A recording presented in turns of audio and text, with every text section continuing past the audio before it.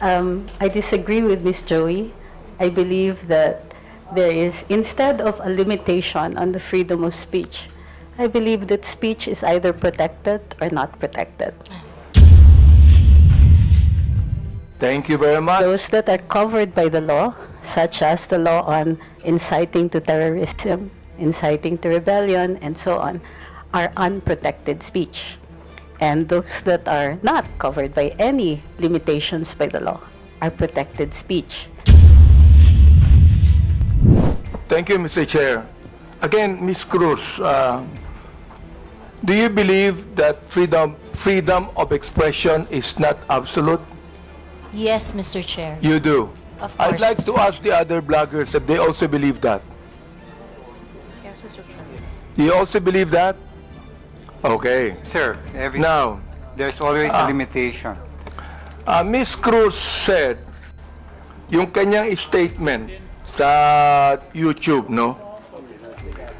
Na profanities, insults, malicious is a healthy discourse. Gusto kong tanungin yung mga vloggers natin, do you agree with her on that? Yes. That profanities, insults, and malicious accusations is a healthy discourse and a part of the freedom of expression? We would like to ask every blogger to answer me yes or no if they believe in that. Mr. Chair, can I be recognized? Yes.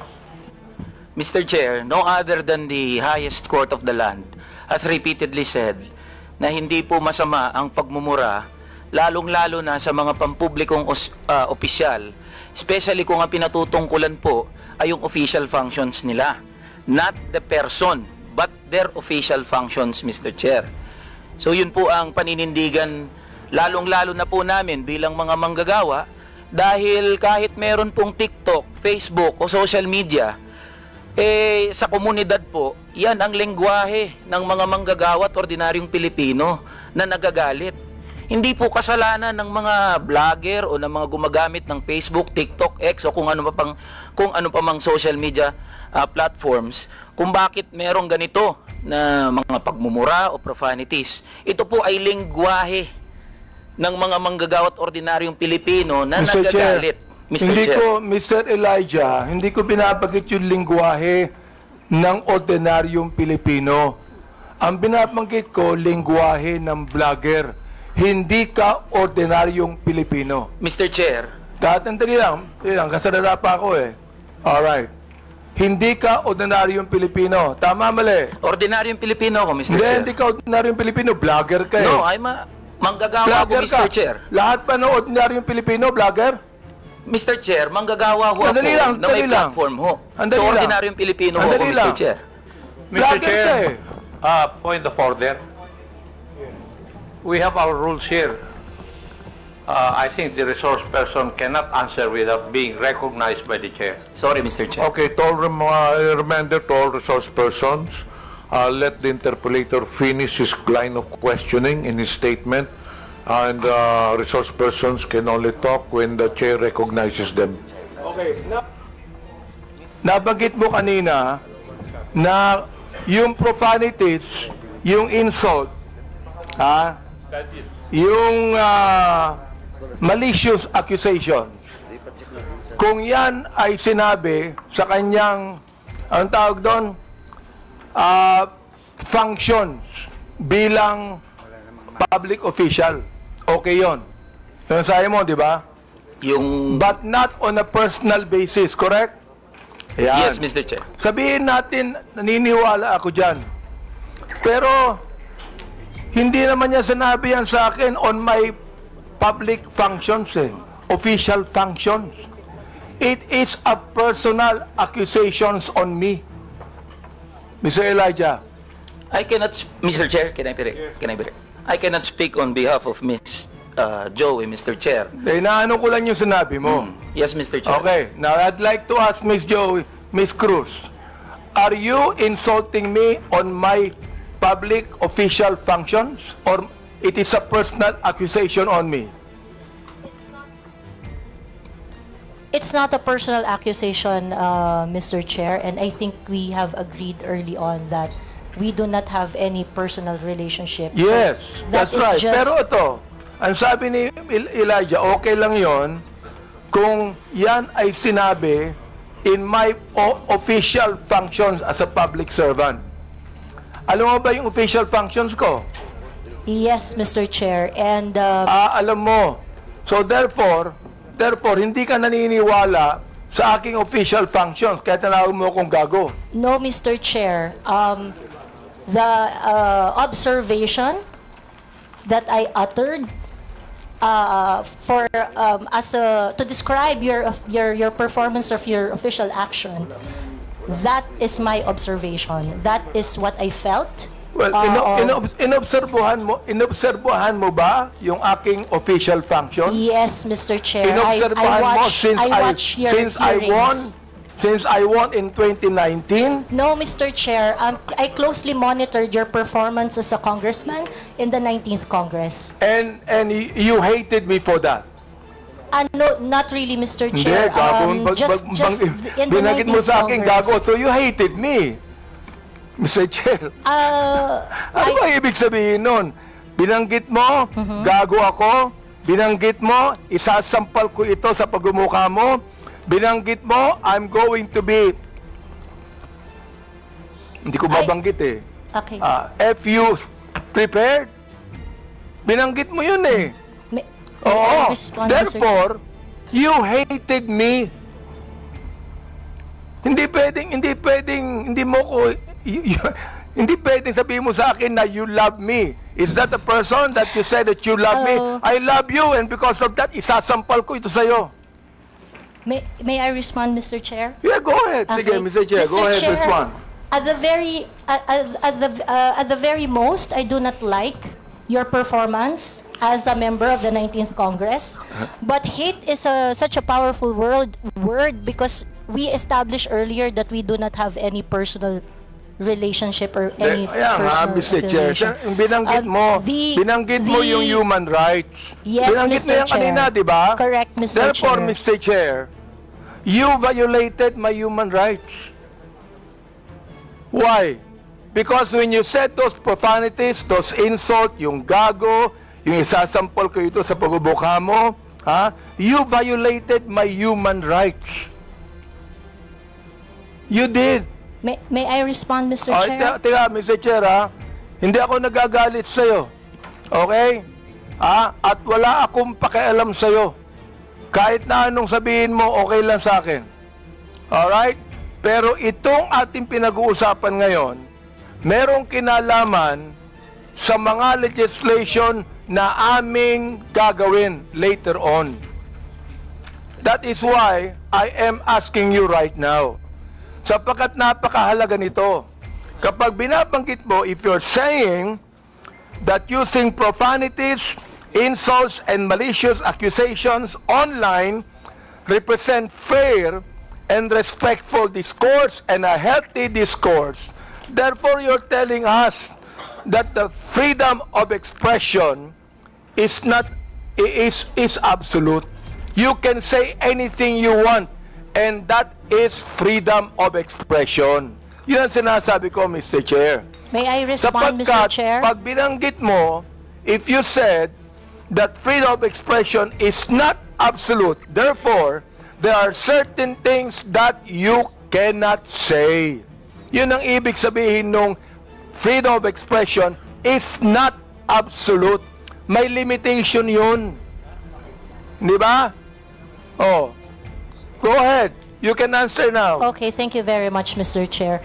Mr. Chair, in the universal thoughts and ideas, there would always be a limitation. The freedom of speech is not absolute. And the limitation of freedom of speech is well defined. Under the law, under the jurisprudence, there are things that you cannot say. There are things that Mr. Chair, you what cannot... jurisprudence are you talking about? Supreme Court decisions, Your Honor. Can you tell me what law? example of law that limits your Yes. freedom of expression? For Can you example, tell me the Mr. Chair, jurisprudence? yes, Mr. Chair. For example, Mr. Chair, there is, I cannot specify the specific law, Mr. Chair. There but is a law on libel. Yeah, law There on is a libel. law on slander. There is Is it a okay? law. Is it okay, Mr. Chair, if I give my example? Okay, thank you very much. One example, and I think this example is very demonstrative, is very illustrative of the limitation of freedom of speech. Right now, it is election, midterm election, and it is not allowed that people are going to campaign on the day of the election day. That is a clear prohibition to express on the part of the citizen to say whatever they want to say on that Teka, election day. Mr. Chair, ano po ang connection nung binabanggit mo? I'm asking you about the jurisprudence. I just told you that there is a law against on libel, on cybercrime. What you said today is libelous. What you said here is libelous. Why? Mr. Because Chair. there is a malicious intent. When you use profanities, when you use the word gago, there is a malicious accusation, and that is libelous.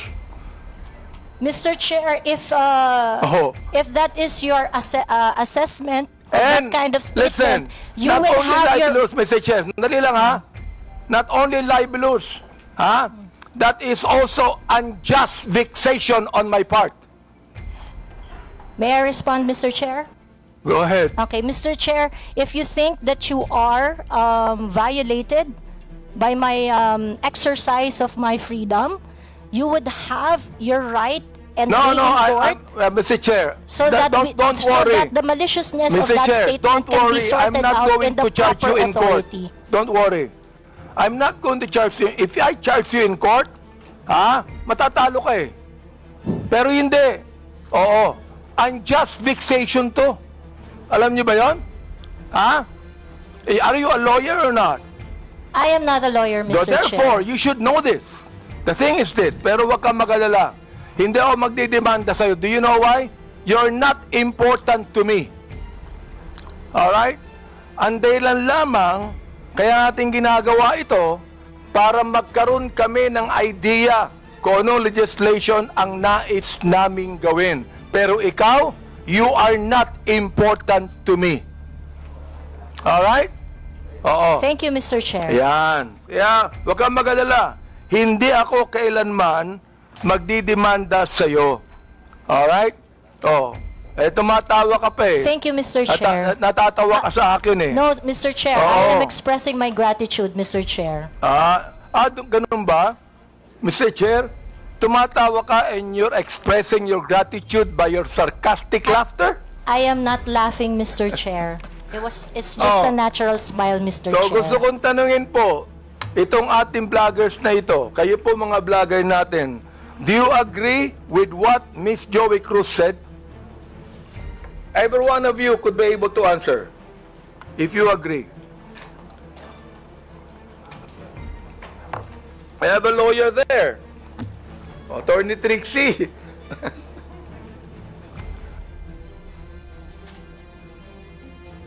Attorney Trixie, you have the floor. Thank you, Mr. Chair. I disagree with Ms. Joey. I believe that there is, instead of a limitation on the freedom of speech, I believe that speech is either protected or not protected. Thank you very much. Those that are covered by the law, such as the law on inciting to terrorism, inciting to rebellion, and so on, are unprotected speech. And those that are not covered by any limitations by the law are protected speech. The Supreme Court has said that expressions of frustration are protected speech. And therefore, although we differ, Ms. Joey and I, on the approach to the problem, we agree on the solution. Okay, let me ask the other bloggers that we have. Each of you could be able to answer and tell me if you agree with Ms. Cruz on that. Your Honor, Mr. Chair, I am Dr. Mata. I'm a bit forgiving on those things sometimes, Mr. Chair, because sometimes people are so expressive that we tend to say things. Then I could cite, Mr. Chair, your example on the last hearing. You mentioned something as well. I won't mention it now, but you said it's something, but I know it was withdrawn as well. So there's no, I'm not affected by what you said, because sometimes you're just, in your emotions, you tend to say things, which you said, TANGA, but it's okay, Your Honor. Mr. Chair, let me answer that, no? When I say TANGA, binalik ko lang sa kanya eh. Siya ang unang nagsabi. Siya ang unang nagsabi. Para bang pinukul ka ng balisong, nasa lubong yung balisong, binalik mo sa kanya. Kaya ako binanggit. Hindi ako ang unang nagsabi. Ang unang nagsabi, yung vlogger mismo. Ibinalik ko lamang sa kanya. Oh, ngayon, ako ang masama. Samantalang yung vlogger na nagsabing tanga ang gobyerno, hindi masama. Nung ako ang nagsabing tanga, ako naman ngayon na masama. Ano ba talaga, Mr. Chair? Yes. Thank you for your explanation on that, Mr. Chair. Mr. Chair.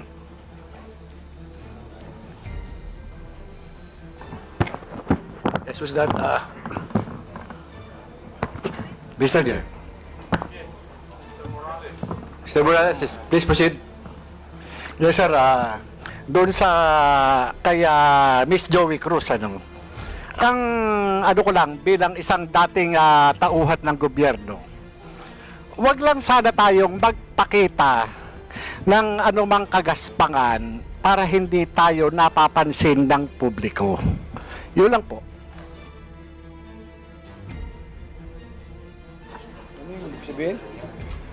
Huwag lang magpakita ng kagaspangan para hindi makita ng publiko. Yes, Your Honor, Mr. Chairman. Yun lang po. Kasi kung magpapakita tayo ng kagaspangan at makikita ng publiko yung hindi na ayon na kilos ng isang public official, talagang makikita po tayo. At yun mapapansin ng publiko. Huwag naman sana tayong masasaktan. Sinong tinutukoy mo, Mr. Chair? Your Honor, yun pong mga gumagawa ng kagaspangan, yun po yun. Sino nga yung tinutukoy mo? Aba, hindi ko po alam. Siguro po, maaaring kayo po, Your Honor, mawalang galang na po, nasa inyo po yun, kung sino po yung mapapatungkulan nun. Mr. Chair, ano ba yung kagaspangan na narinig mo? Sino nagsabi ng kagaspangan? Your Honor, ito po bilang isang dating tauhan ng gobyerno. Nagiging maingat dapat ang isang tauhan ng gobyerno habang siya ay nanunungkulan. Katulad ng pagnanakaw, pag-aabuso sa tungkulin, pagmamalabis. Yan po yung isa sa mga dapat na tinitingnan natin. At kung tayo man ay tauhan ng gobyerno, dapat ginagampanan natin ng buong husay, buong giting, tulad ng mga alagad ng batas na handang ialay ang sarili niyang buhay para lamang doon sa sinumpaang tungkulin. Mr. Chairman, Mr. Chair, tama yung binanggit ni Mr. Morales tama Pero ang tinatanong ko sa iyo, nag-a-agree ka ba sa sinabi ni Miss Cruz? Saang particular, Your Honor, Mr. Chairman? Hindi ka pa na nakikinig sa akin Bira naman buhay ito. Pagpaumanhin niyo po, Your Honor, at nangati po yung aking binti, maaring hindi ko po wala kang napansin. karapatang magsalita kung hindi mo narinig lahat ang mga sinabi. Iyon pong narinig ko. Very clear po akong narinig. Very clear, Mr. Chair, ang sinabi ko. Kanina, pinag-uusapan natin yung lahat ng mga binanggit ni Miss Cruz. And I'm asking you now, kayong mga vlogger. Oo. Mga objective naman kayo, di ba? Ano ang palagay nyo rito? Palagay nyo ba na itong malicious, ulitin ko para malaman mo, itong malicious, profanities, at insults, accusation na ibinigay po ni Miss Cruz, ay kasama po yan sa tinatawag nating protected discourse o kaya naman healthy discourse or freedom of expression? Yun po pinoprotektahan ng batas. Ito po yung pong opinion o saloobin ng isang mamamayang Pilipino patungkol doon po sa pagkukulang ng isang public officer. Yun po hindi pinoprotektahan ng batas. Ito po yung pag-iingganyo ng paggawa ng illegal o labag sa batas. Yung pagkukulang, Mr. Chair. Kung walang ginawang illegal, may karapatan ba siya? Kung walang ginawang illegal, Your Honor? Depende po Depende po sa napapansin at kung po sa nagbibigay ng opinion, Your Honor. Miss Joey, meron po ba akong ginawang illegal? Meron po ba? Nothing that I said in the Yun, wala akong ginawang illegal. Meron ba akong ginawang immoral? There are things that I may not agree. You may not agree, that's fine with me. Yeah. Pero ang tinatanong ko, meron ba akong ginawang immoral? I agree values, that there Your are some Honor. things that you do not agree. Okay lang yun sa Differences in akin. values, Your Honor. Di ba? Pero wala akong ginawang immoral o illegal. You said that yourself. So therefore, anong ibig sabihin ng profanities, insults, and malicious accusations you gave to me? Yun ang tinatanong ko. May I answer, Your Honor? Yes, go ahead. Okay.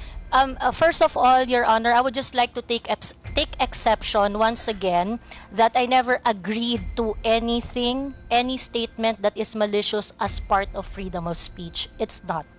What I said are not malicious. Those are observation on my end.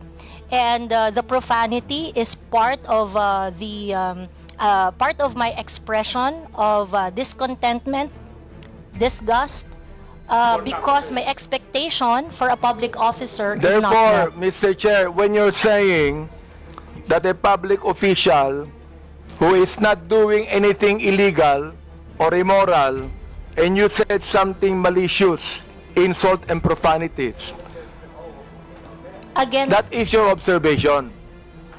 And you have the right to say that. Again, Mr. Chair, I am taking exception on the malicious statement. My statements are not malicious because my statements are always pertaining to the exercise of the public duty of the officer I am responding to. So therefore, when you said reacting to. gago, that is not malicious. That is not malicious, Mr. Chair. Okay. That is not malicious, Yes, Mr. Chair. Oo. Pero ako, Miss Cruz, kahit kailan, hindi naman kita kilala, hindi ko alam ang ginagawa mo, wala akong karapatang tawagin kitang gago. And I respect your opinion, Mr. Chair. Not my opinion. That is my belief. I Iba yung respect your opinion, belief, Mr. iba Chair. yung belief. Okay. I'd like to ask the other vlogger if they agree with Miss Joey on that. Una po, I agree po na this is not malicious kasi na-establish na po na hindi po namin kayo kilala personally. And kung sabihin namin mahal namin kayo, it is because of your work as public official. Hindi po ibig sabihin mahal po namin kayo bilang kung ano pa man, malisyoso. And when we say we don't like what you are doing, it is also not malicious. It pertains to your job as a government official. So I think magkaiba din po kasi yung sukatan sa public official and also private citizen. So I think it's important for us to understand the difference of and the limitation doon sa public official and sa private citizen. And I agree po. Lahat po ng sinasabi namin sa inyo, because we don't know you personally, are not malicious. It's not personal. It's about your job lang po. Sometimes, Mr. Chair, I'm not onion-skinned. Ayan, kilala ako ni Congressman Glenn. Kaibigan ko yan. I'm not onion-skinned. Ang ibinabagit lamang natin dito is how do we limit this? How do we regulate this? Yun ang aming inaanong batas. How do we regulate this kind of statements, na masyadong personal to eh. Diba? Hindi ko na nga pinapansin eh. Oo. Kung hindi lang binigay sa akin itong mga bagay na sinabi eh, makikita ko ba to? Hindi ko nakita to eh, Miss Joey Cruz eh. I don't even care about that anymore. Hindi ako apektado dito eh. Di ba? The thing is this, kayo makakatulong sa amin for us to be able to craft a better legislation to what? To tell you that the freedom of expression is not absolute. Yun ang nais naming sabihin dito. Oh, so, yung the rest of the bloggers, if, yes, Attorney Glenn, go ahead. Thank you, Mr. Chair. While we recognize the plenary power of this Congress to enact legislation to limit freedom of speech or expression, I would just like also to exhort the members of Congress, the honorable members of Congress, to remember that the exercise of free speech, public officials should not be onion-skinned. I know hindi po kayo onion-skinned, Congressman, Honorable Abante. Public officials should not be onion-skinned, and that free speech serves as a scalpel that removes the abscesses of officialdom. I quote the jurisprudence. It's a landmark decision of the Supreme Court. So we have to make a tight balance between limiting the freedom of speech and, of course, when it comes to public acts of public officials. Yun na po, Mr. Chair. May we hear the others, Mr. Chair? Go ahead. Yes, Mr. That Chair. handsome man right there. Ako po, Mr. Chair. May I be recognized po? Mr. Chair, sundan ko lang po yung binanggit po ni Attorney Trixie about protected speech. I don't know the specifics of what Miss Joey said. Be that as it may, Mr. Chair, kung yung pong mga binanggit niya ay nakapatungkol po sa official function, then it is warranted. If it pertains to the personal po na buhay, then it is unwarranted. Naiintindihan po namin yung predicament, Mr. Chair, ng mga congressman natin, ng mga public official natin na talagang nasa scrutiny ng taong bayan. Pero hinihingi rin po ng taong bayan, lalong-lalo na ng mga manggagawa, ang pag-intindi po ng ating mga congressmen doon sa kung ano yung nararamdaman at ano yung pakiramdam, emosyon ng mga tao patungkol doon sa function po ng ating mga public official. I believe yung mga binanggit po ni Miss Joey, it is part of protected speech. And I think doon po pwede tayong magkaisa. That's all, Mr. Chair. Meron pa. Yes, Miss, Mr. Chair, good afternoon po. Yung tungkol po sa sinabi ni, pagsasamahin ko na po yung tatlo, ni Ma'am Zoe, ni Attorney Trixie, at saka ni Sir Elijah. Kami po na mga content creators, nasa public eye din po kami, gaya po ninyo. So, whatever content or opinions that we also post online, nakaka-receive din po kami ng mga gaya ninyo na masasakit na salita. Kaya naiintindihan po namin kung saan din kayo nanggagaling. However, ang difference lang po natin, ang atake sa amin personal, ang atake po sa inyo, on your official function. Ngayon, ang masasabi ko lang po siguro pagdating sa bagay na yan, kami po, pinapabayaan po namin yung mga haters namin at saka bashers to air out what they think and feel about what we say. Hindi ko naman din po sinasabi na dapat ganun din po kayo. It so happen lang that sa inyo po, pagdating sa mga nasasabi nyo po, sa mga press briefing nyo po, sa press con nyo, or even sa mga pinapublish sa news, ang sa aming mga content creator, naka-anchor kami lagi kung ano lang po ang nasasabi ninyo. Mr. Chair, Ms. Batalya, yes, gusto ko lang pong banggitin din, Alam mo, natanggap ko itong mga bagay na ito since Quadcom days, Hindi ako binabas ng sino man bago ang Quadcom. Bakit kaya? Di ba? Share if I mean, hindi ako nababas Oo, ngayon lang talaga. Hindi ko alam kung bakit eh. Oh, yun ang gusto kong sabihin sana sa inyo. Diba? Yes, Manuel Mata po. Mr. yes, Chair, Mr. Mata, yes. that is exactly the point kung bakit hindi po tayo nakafocus dapat dun sa mga protected naman na speeches ng mga tao. But the reason of frustration, ano po yung context bakit po nasabi yon ni frustrate, bakit niya po nasabi yon, and yun po yung masolusyonan natin. I think dun po sana tayo nakafocus, and I think yun yung rason kung bakit sinasabi ng batas natin na dapat hindi onion skinned yung mga government official para nakafocus tayo doon sa totoong problema and cause of frustration ng mga tao.